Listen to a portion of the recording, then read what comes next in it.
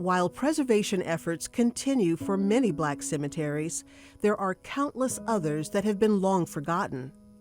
Franklin resident Kimberly Clutsam felt driven to help preserve a cemetery near her home after reading a 20-year-old newspaper article.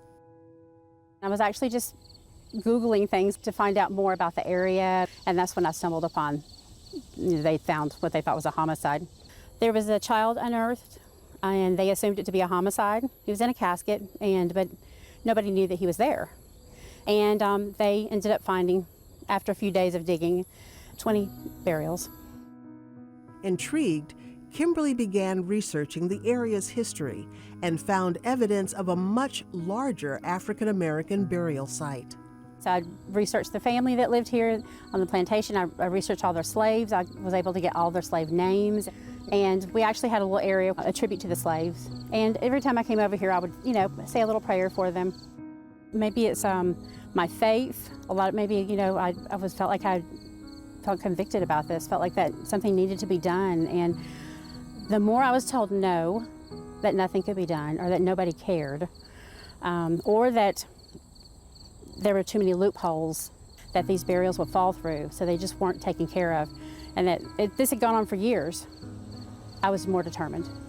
I felt more determined, and I probably drove my family crazy because I was so afraid that they were going to come down here and tear the road up or do something before they investigated.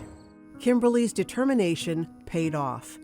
After reaching out to city officials and local archaeologists, steps are being taken to further investigate the area and recognize the cemetery boundaries. I believe that there are lost cemeteries everywhere, but if you know they're there, then that's when you should act. If you know they're there, and they're really close to the road or under the road, or they're in a place that's just awful, then they need to be moved. This has been an emotional journey for me and also for my family, but it's been something that I feel like has really been good for us advocating. It's been good for me advocating, finding my voice.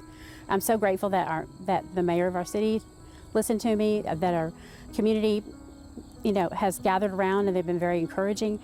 And I have really been overwhelmed with support. And I think if people knew how many people in their community probably would speak up alongside them, they would speak up also.